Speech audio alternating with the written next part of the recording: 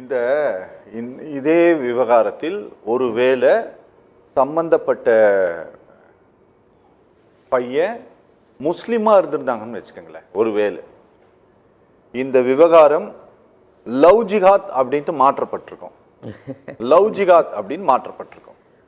ஆனா இது ஒரு வேறு சமூகம் அப்படிங்கிறதுனால இது பெரிய பேசு பொருளாக்கப்படவில்லை பாரதிய ஜனதா கட்சியால், இந்த நாட்டை ஆளக்கூடிய கட்சியால். ஆனால் நான் இவர்கள் எந்தெந்த விஷயங்களுக்கெல்லாம் உடனடியாக ஒரு பெரிய சட்டத்தை கொண்டு வந்தாங்கிறத நான் நினைவூட்ட விரும்புகிறேன். திருச்சி பக்கம் இருக்கக்கூடிய ஏதோ ஒரு கிராம பகுதி ஒரு குறிப்பிட்ட சர்வே நம்பர் மொத்தமும் வக்பு லேண்டுன்னு சொன்னாங்கன்னு சொல்லிட்டு அவசரமாக இந்த நாட்டில் வக்பு சட்டத்தை, வக்பு திருத்த சட்டத்தை மத்திய அரசாங்கம் கொண்டு வந்தது. நீங்கள் லிஞ்சிங் சம்பந்தமாகவும் இந்த ஹானர் கில்லிங் சம்பந்தமாகவும் நீங்க சொன்னீங்க supreme court of India order போட்டது, இந்தியாவினுடைய லா கமிஷன், சட்ட கமிஷன் ரெக்கமெண்டேஷன் கொடுத்தது அப்படின்னு சொல்லிட்டு 2010 பாராளுமன்றத்தில் கொடுக்கப்பட்ட பதில் இருக்கு. ஆமா நாங்க பண்ணிட்டு இருக்கோம்னு சொல்லிட்டு 2012 இது சம்பந்தமான கமிஷன் தன்னுடைய அறிக்கையை சமர்ப்பிச்சிருக்குது. ஆனா இப்போ வர இதை மட்டும் கவர்மெண்ட் ஆஃப் இந்தியா செய்யாமல் அவர்கள் சொல்லக்கூடிய பதில் என்ன அப்படின்னா police and public order state subject அப்படின்ட்டு போயிடுறாங்களே. என்ன காரணம்? டாக்டர் அம்பேத்கர் ஆரம்பத்திலே சொல்லியிருக்கார் சார், சரி இந்த நாடு ஒரு இந்துத்துவ மனநிலையோடு இயங்கி கொண்டிருக்கிறது. சரி, அது காவல்துறையாக இருந்தாலும் இந்துத்துவ மனநிலையோடு அந்த காவல்துறை இருக்கிறது. அதிகார வர்க்கமாக இருந்தாலும் இந்துத்துவ மனநிலையோடு அந்த அதிகார வர்க்கம் இருக்கிறது.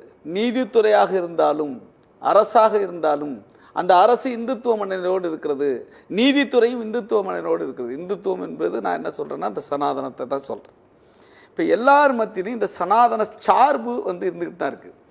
இப்போ அதுக்கு முன்னாடி நான் ஒன்று சொல்லிடுறேன், இந்த சட்டம் கொண்டு வந்தாலும் இதை தடுக்க முடியாது அப்படிங்கிறது சொல்கிறாங்க. மனநிலை மாற்றம் இல்லை, எல்லாரும் சொல்கிறது மனநிலை மாற்றம் தான் வேணும், அதில் மாற்று கருத்து இல்லை. நான் மனநிலை மாற்றம் என்பது எப்படி நடக்கும், இயல்பாக நடந்துருமான்னா இது போன்ற மிக மோசமான இந்த சாதிய வடிவம் என்பது இந்தியாவை தவிர வேறு எந்த உலகத்தில் வேறு எந்த நாட்டிலும் இல்லை. இந்தியாவாக ஏற்கனவே இருந்த நாடுகளில் தான் இந்த ஜாதியே இருக்குது, தீண்டாமே இருக்குது, வேறு நாடுகள்லாம் கிடையாது. ஆனால் இதை நீங்கள் கட்டுக்குள் கொண்டு வரணும்னா தண்டனை என்பது மிக முக்கியமாக இருக்கிறது.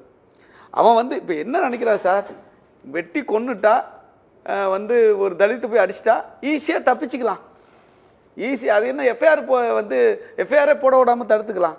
எஃப்ஐஆர் போட்டால் என்ன ஒரு கொஞ்ச நாள் உள்ளே இருந்துட்டு வெளில வந்துடலாம், கன்விஷன் கூட நம்ம பார்த்துக்கலாம் அப்படிங்கிற மனநிலை இருக்கு இல்லையா. நமக்கு அரசு சப்போர்ட்டாக இருக்குது, அதிகாரிகள் சப்போர்ட்டாக இருக்குது, எம்எல்ஏ எம்பி மினிஸ்டர் சப்போர்ட்டாக இருப்பாங்க, போலீஸில் நமக்கு சப்போர்ட் கிடைக்கும் என்ற மனநிலை இருக்குல்ல, அதுதான் அவனை குற்றம் செய்வதற்கு தூண்டுது.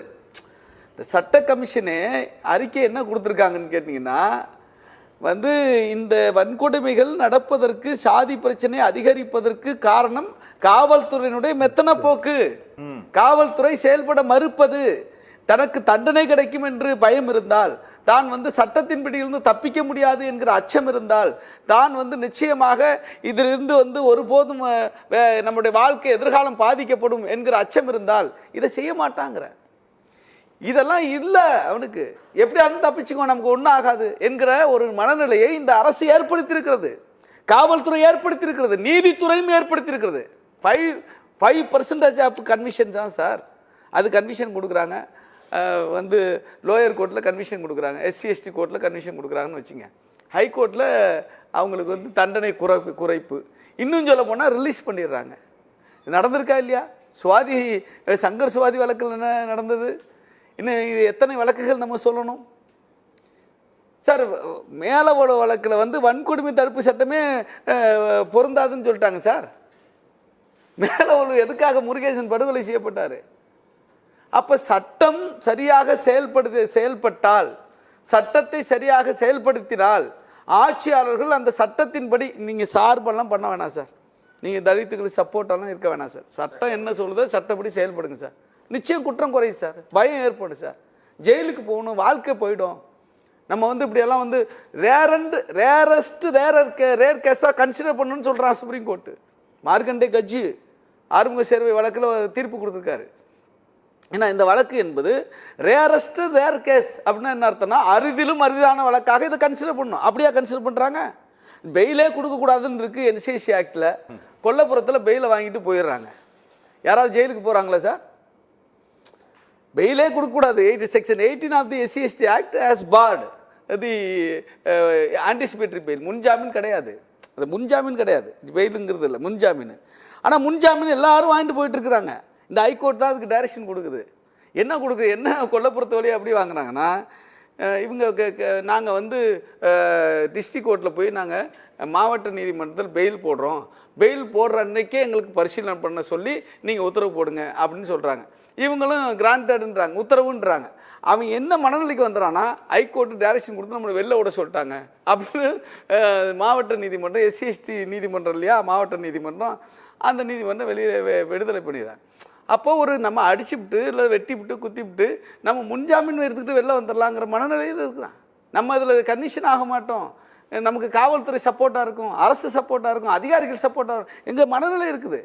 இதுதான் சார் குற்றம் அதிகரிக்க காரணம். இதை நான் சொல்லலை, இந்தியா முழுவதும் ஆய்வு செய்து இந்திய சட்ட ஆணையம் சொல்லுது. புரியுது.